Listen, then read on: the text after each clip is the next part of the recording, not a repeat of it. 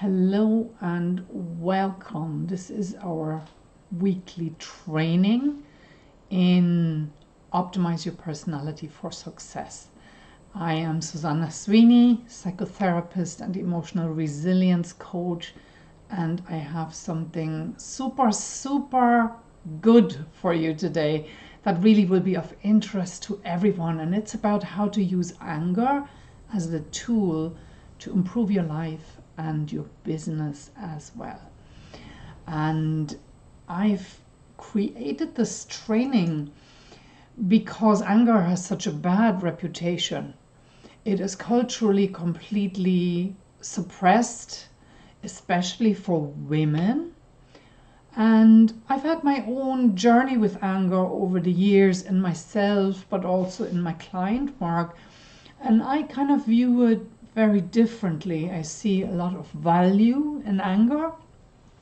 So I thought, anger being such a misunderstood emotion, that it would be really helpful for all you guys to have a bit deeper of an insight into how we can actually make it into a useful tool. So, and that's where we start. And here are my slides that I've prepared. Very often what happens though is that the Canva presentation mode isn't so great, so we'll see how it works today. I may have to refer back to the basics every now and then, and that's okay. So let's see what we have in store. This is what we will cover. We'll talk about statistics about anger.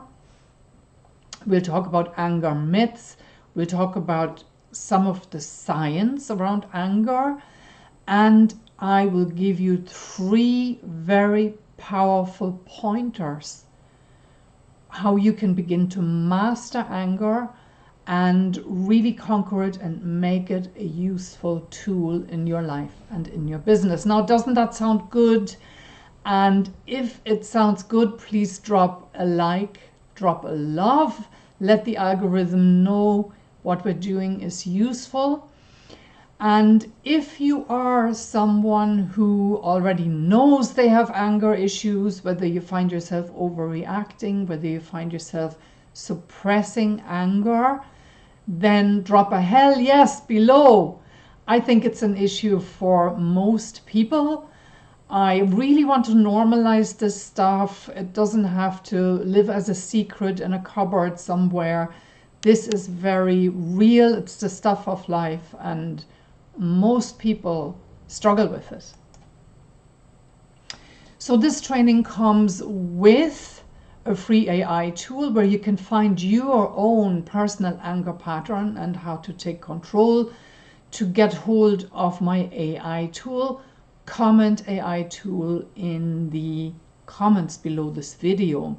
If you want the notes to go with this training, comment anger notes in the comments underneath this video. And I will also put into the comments under this video a link where you can register to receive notifications about my free events. And that will become clear later on in this training what that's useful for.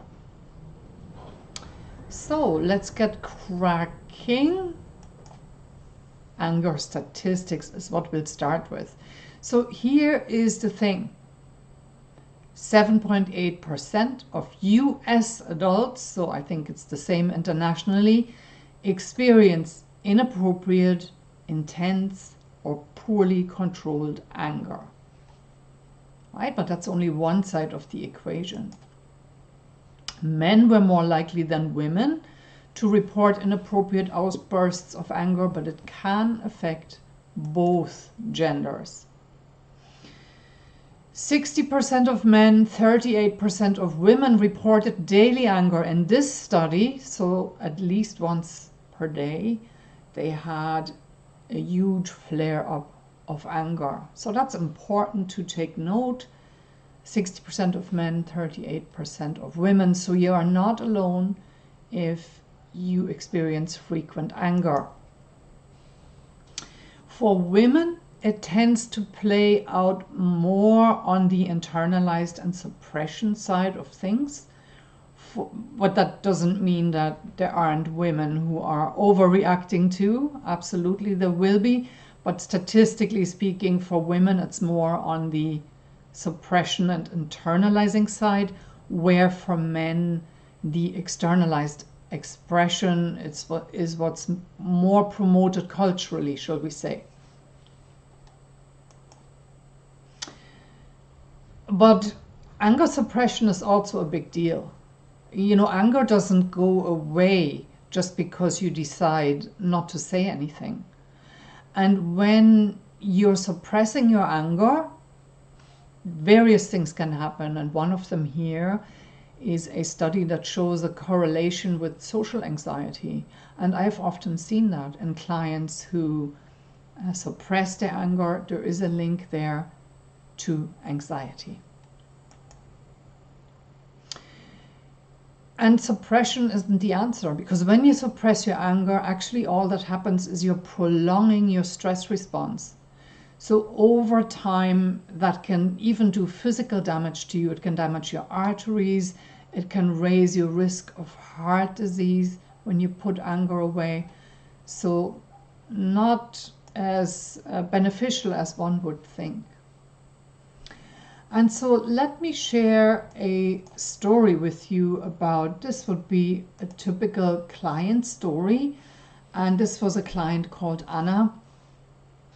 When Anna was growing up, anger felt very dangerous in her house. And this was because her father was an alcoholic. He drank a lot. And when he was angry, there would be threats of violence. And the odd time he would follow through on those and would hit the mother, and the children were witnessing that. So to Anna, rather, anger looked like a really dangerous thing to avoid, and so she trained herself very early to suppress her own anger, and she trained herself very early to walk on eggshells around her father and to stay very quiet while there were arguments going on in the house, and sitting with that feeling like something bad was going to happen. That was a big part of her childhood, when she was trying to go to sleep and Dad would come home from the pub. And so she learned to appease Dad. She learned to slip out of her room and pacify him, bring him his slippers, bring him a cup of tea when he would come home drunk. And so that way she felt she was doing something useful, and it was certainly a great survival strategy, but it also trained her to put her own anger in the box. She never ever lost control as a child normally would. It would be very natural for a child. But Anna didn't allow herself that, but yet anger shaped her life. So suppressing anger doesn't take it away. But what happened to her later on in business, in adult life, was that she avoided any friction. She avoided setting boundaries. She couldn't price her services well. She was really struggling when it came to writing invoices. She undercharged, she over-delivered. And when there were difficult conversations, she would opt right out and she just wouldn't see them through. And then she would invent stories for herself, like money wasn't the point of why she was in this business. But you can only have a business if you are making money out of it. So month after month, the numbers just didn't add up. And eventually Anna came to the point where she knew she'd have to change something or her business would go under. And she knew the issue was an internal shift that was needed in how she showed up in her business. And that's how we got to work together. And so we did a lot of work on the anger and boundary issues that were there. My speciality, of course, is to work through this childhood material with people when there has been that kind of faulty programming. And we were able to undo that faulty programming and rectify and put in new neural pathways so that Anna could train herself to be assertive, to have better boundaries, to name what didn't feel right for her, to say what she needed, what she wanted. And eventually she raised her prices and she stopped feeling bad for charging people. And she felt much better than about having those difficult conversations. And that's when her business started to take off. And so this is where you can see how important it is to get a hold on old anger patterns, because they will show up everywhere. And so let's look at some of these myths around anger that show up very, they're very popular myths. They're all over societies, no matter what culture. Myth number 1. Anger is bad and destructive. No, it's not. So anger is a very normal, very natural emotion, and it has a function, and the function is to alert us to threats, to injustices. So the problem is when anger is expressed in an unmanaged way or when it's suppressed. That's where we begin to have issues. But on its own, anger is neither good nor bad. What our emotions are is they are a signaling system. All we have to do is we have to learn how to harness this signaling system. Myth number 2. Good people never get angry. And oh my gosh, there is so much value again attached to anger here, making you a bad person if you get angry. But to be honest, I think a lot of people struggle with anger, and there are also moments in life where it's okay to express it. If you are in genuine danger, for example, and the only way out is perhaps by shouting, gosh, do not suppress your anger. It has a survival function in that situation. But of course, in these ordinary, everyday situations, we all struggle and tend to go either one way or the other with anger. So it is genuinely really hard. So let me just normalize that. It is a struggle, and it takes building skill, and it takes getting to know yourself to really handle anger in a useful way. But it isn't bad, right? And you're still a good person if you feel angry. And in fact, I hope you feel angry. The bigger problem is when you don't. Myth number 3, suppressing anger makes it go away. I've already named that. Unprocessed anger builds resentment, raises your depression risk in this one study here, but we've already heard as well that it can create physical problems. It can increase your risk of heart attacks and other problems as well. So suppressing anger is not the answer. If you were hoping it would be, then I'm sorry, I have bad news for you. So how do we move on in the presentation? Let me see. There we go. So here's the cost of living with anger issues, and that cost comes in many different ways. So one of the ways is that anger outbursts spike your risk of heart attacks and stroke. Suppression of anger builds anxiety, depression, resentment, and erodes your ability to set boundaries. So this is all from different studies. There's a whole load of science behind this. This is not just random. 19% of US adults lose sleep over unresolved anger.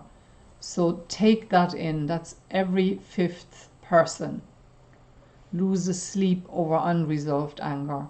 So having gone one way or the other, and then they lose sleep.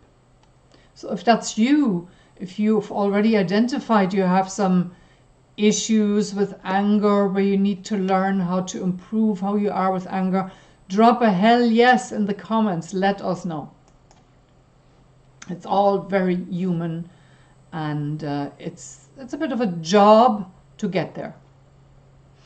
Explosive anger damages trust, leads to isolation, impacts your friendships, your marriage, and often comes with lasting emotional pain in the aftermath, no doubt about it.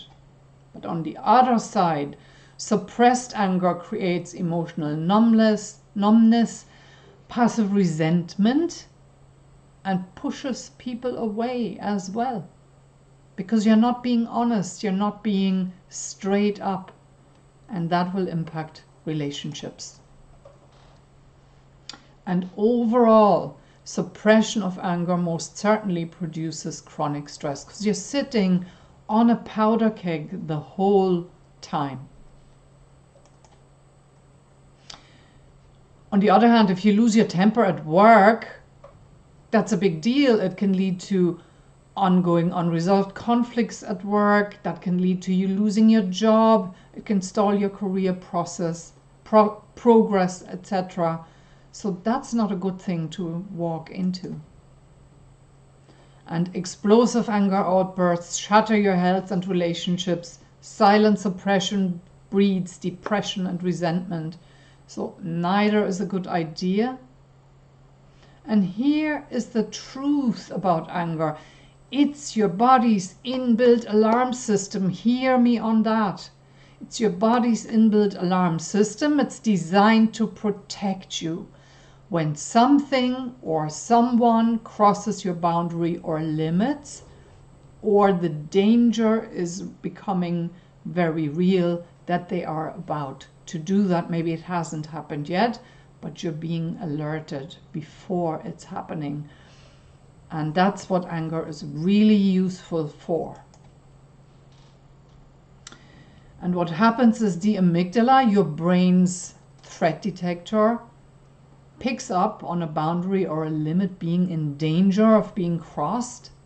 So when you're experiencing disrespect, when you're experiencing unfairness, when you're being overloaded and you're crossing your own limits, in all kinds of situations, the amygdala scans all day long and will alert you when there's any such danger of these things happening, or when they are already happening.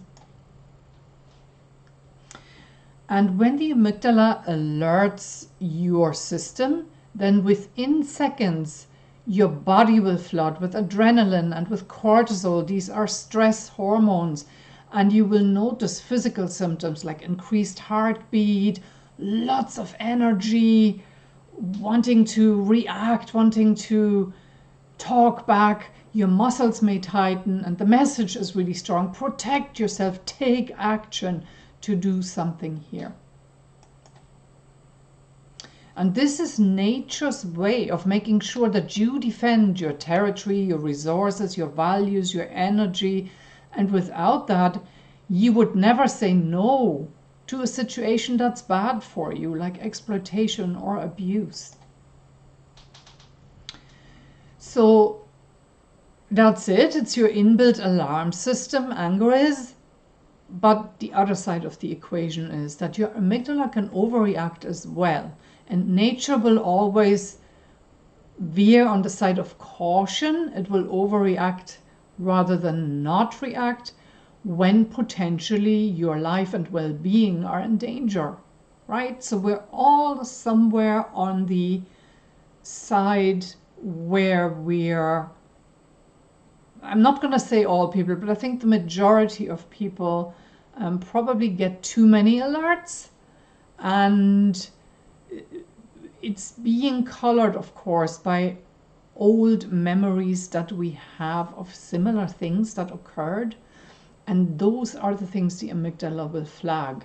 Old memories that are similar. And that means that situations that aren't a danger, situations that maybe are actually neutral, where people don't mean to cross your boundaries, where people just make a silly remark perhaps are interpreted as a threat. And so that can happen. And then, of course, we need to act in a different way to maintain our own interests. So that's where it's very important to become self-aware around your own sensitivities, specific triggers, and also what anger feels like for you, so that you can be alerted and that you know when it's occurring, what it is that you're dealing with. So let's look at that. Let's look at how you can harness anger to become an ally to help you with all of these amazing things that it can do for you. So first of all, know your anger signals. So tune into your physical sensations and know what your body does when you feel angry. So these body sensations that I have listed here are just a range of possibilities. It will be slightly different for everyone. Sometimes you get a tight chest, or your throat tightens, your face might flush, your skin, there may be a temperature change, you might start to feel very hot, your jaw may clench or your fists may clench, your heart may start to race. That's quite a common one. Your breathing might become shallow, or you may feel tension somewhere in the body, the shoulders being a really popular place where that can occur. And now we're moving beyond physical sensations. You may experience irritability, snapping, feeling on edge. You may feel an urge to argue, to interrupt, correct, or set the record straight. You may find yourself pacing, slamming doors, banging objects, driving more aggressively, or typing furious messages. So get to know your impulses. It's only when you catch yourself, when the impulse comes up, that you have more choices about how you're going to deal with anger in this particular situation, because those behaviors are not always warranted. On the other side, if you're well trained to shutting down, your system may shut down, you may go cold while you're still boiling on the inside. Or you may perceive, when you're perceiving all those urges, perhaps those impulses for behavior, you may perceive a difficulty listening. It's like nothing is going in anymore. Your ears are closed, your focus has narrowed because you're tuning in on the wrong thing that's happened, on being wronged in this situation. So again, get to know your own presentations of all this. And here are some of the thoughts you may have. This is not fair. How dare they? They're doing this on purpose. They're disrespecting me. I have to sort this out right now. I can't let this go.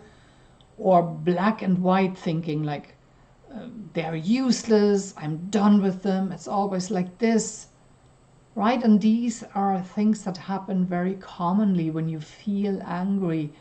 Or you may be replaying the incident. You may be rehearsing what you want to say or should have said. So get to know yourself. And it's only when you know these things, when they become familiar, that you have more choices and that you can catch yourself in the moment and decide what you're going to do. And it's not always useful to follow those impulses.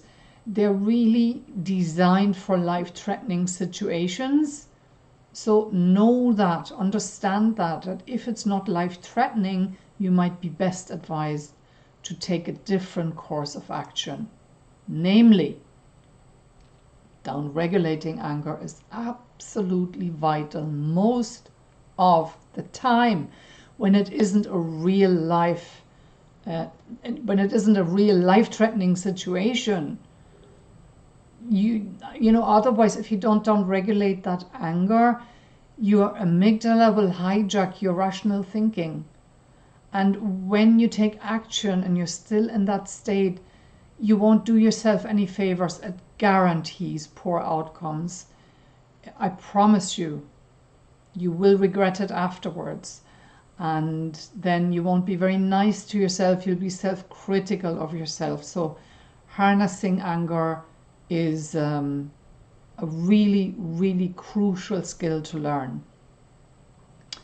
Otherwise, it leads to reactive decisions, potential damage to relationships, right? So again, let's see if the slide will move on. It doesn't like me right now. There we go.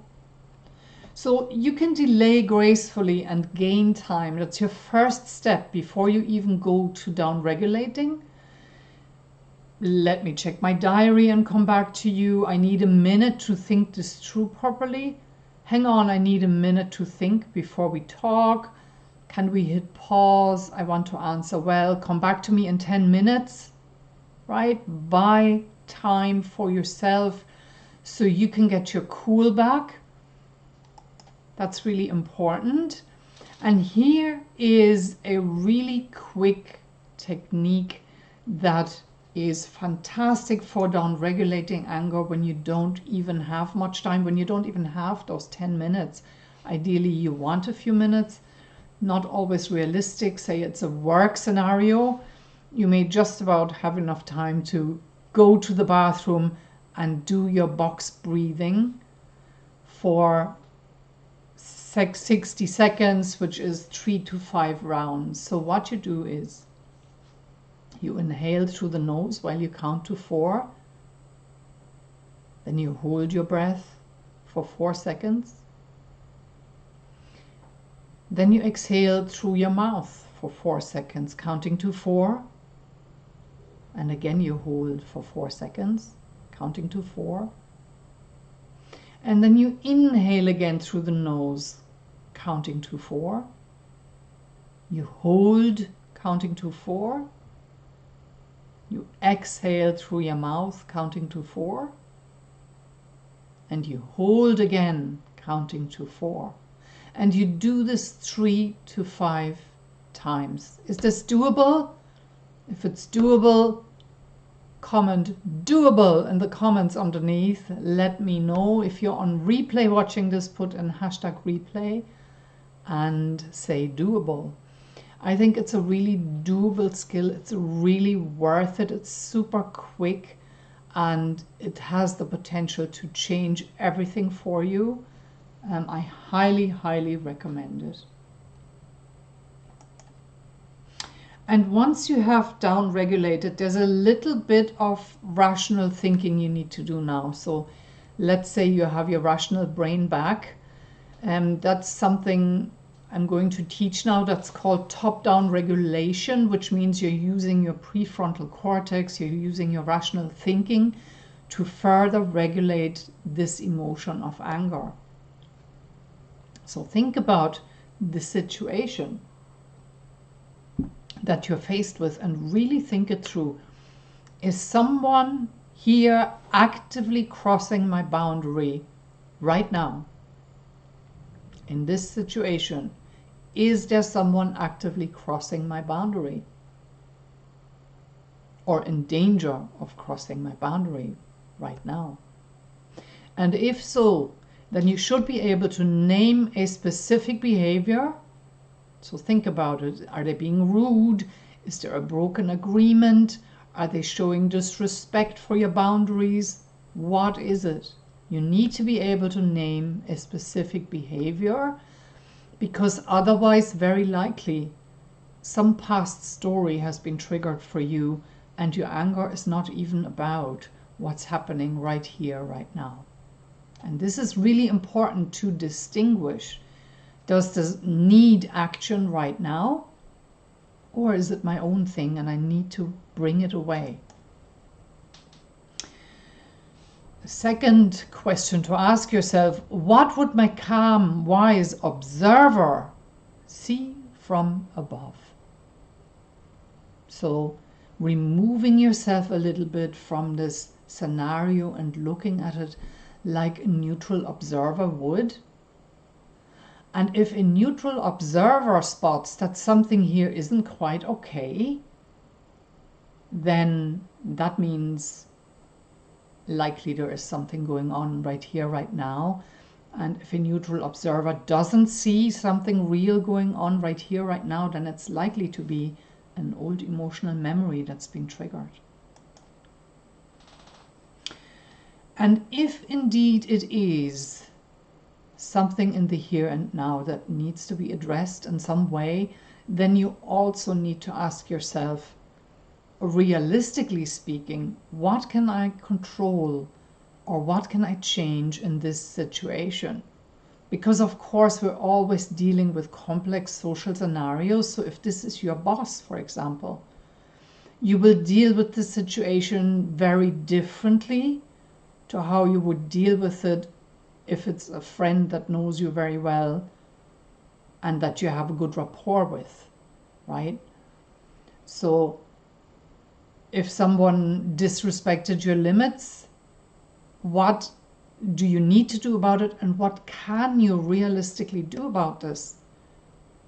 And it's really worth thinking this through and letting that sink in for a little while. What action here would be in my own best interest? Because you want it to be in your own best interest. And often there are clever ways of dealing with it, but you need to work it out. You need to work it out. You need to buy the space for yourself and work out what response to give. So, exactly, we've just talked about that. So, listen to your intuition about what's right for you. This is something that anger can support you with, and that's what you want. It can help you to to address boundary issues, like saying no, or like making yourself unavailable if you can't say no. So you can already see there are options for you, right? Most important point here is listen to your intuition. Your anger is part of your intuition, and if you have established that there's something right here, right now, then definitely listen to the anger. Don't put it away. Take it seriously. That's the best gift you can give yourself. And then think about this, right? Naming your needs clearly might be an option here. So I need more time and space. I need more respect. I need this meeting to finish at such and such a time. I'm sorry, I can't take this on. My schedule is already full, right? So anger can help you to speak up in the moment instead of people-pleasing, freezing, going into any of these automated behavior patterns you might have from the past. And it can help you to motivate yourself to change a situation that doesn't feel right for you, right? So that motivating factor is really important, and don't feel like you have to bear an unhappy situation. What else can anger help you with? Protecting your self-respect and your dignity when you're being minimized, when you're being dismissed. Of course, again, in a way that works, in your own best interest. It can help you to leave, to reduce contact, or to address something in a relationship that hurt you. It can help you challenge injustice, challenge mistreatment of other people. So that's also very helpful. There are always people around us that are vulnerable somewhere in your circle, and that just, sometimes we're a good friend by helping them along and speaking up on their behalf. Clarifying your values is something anger will help you do. Finding your own personal non-negotiables in any environment, work, love, or friendship. And finally, anger can help you to strengthen your self-trust. if you listen to the signal, if you take the signal seriously, you will begin to see the value in it. It can help you in all aspects of life. What's important to understand when you're embarking on this journey of finding out what action is in my own best interest here is to understand your sphere of influence, right? There are certain things you can control, and there are many, many, many, many things that you cannot control. So the only things you can control directly are things like your outlook in life, whether you take responsibility for your actions, your boundaries, your limits, how you act in your relationships, your thoughts and beliefs. And everything outside of that, including what other people think, how other people feel about you, what other people decide to do, those things are outside of your control. But you can make a decision where you stand in relation to what they think, feel, and do. Right? I hope that makes sense. So what have you learned here today? What have we talked about? We've talked about anger not being your enemy, but rather how it can become an ally if you learn to interpret the signal that it sends you correctly.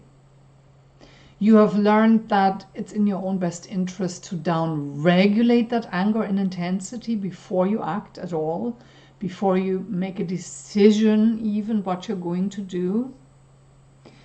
And you know now you have a few pointers to become clear about what you are responsible for, what you can control, and what the other party's responsibility is. And this should help you, give you a few pointers on how to communicate your needs and wants well. But here's another thing, right? So when it comes to the old emotional stories that sit underneath that anger, that suppressed anger or that overreacting anger, it will always be driven by chronic stress. If there is chronic stress to be had, and many people carry around faulty childhood programming. That's what I call childhood conditioning gone wrong, not necessarily because of major trauma, but more from a place of immature parenting, where parents came up against their own limits and simply couldn't raise you to have that emotional resilience that would be better for you, a good level of emotional resilience. And so I get many clients who want to tidy up this faulty childhood conditioning, and this is what I do in my work. So they could be things like shaming, neglect, chaos in the early years. And what happens is that when you have that conditioning in there, it carves very deep neural pathways that lock you into certain patterns around anger. So that's a lot of the time where these suppression patterns come from, or the overreaction patterns as well. And potentially, if you don't address that, they can be with you for life. And what I find is that when we undo these early patterns, then a lot of the stuff around anger will already begin to ease as well. It helps hugely to have a better relationship with anger.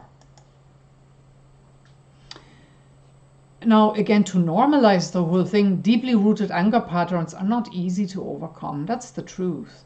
They're not easy to overcome, but they can be overcome. So in my program, which is called Optimise, I help clients clear the emotional patterns that hold them back so that they can show up with more authority, clarity, and follow through, and can really harness their not only their anger, but all their emotions to support them in an optimal way in life and in business. So if you want change in this area, then your next step would be to attend one of my free events. They happen regularly, and that's where the link comes in that I mentioned earlier, that I'll be dropping in the comments, where you can register to receive notifications about these events. And that's it from me for today. That's our training for today. If you enjoyed it, drop a like, drop a love. If you identify with anger being a difficult thing to get right, then drop a hell yes in the comments. If you want the notes from this training, drop in anger notes into the comments. If you want to get hold of the AI tool, drop the word AI tool into the comments underneath this video and I'll get it to you. It's been a pleasure being with you, and I will see you again next week for another training.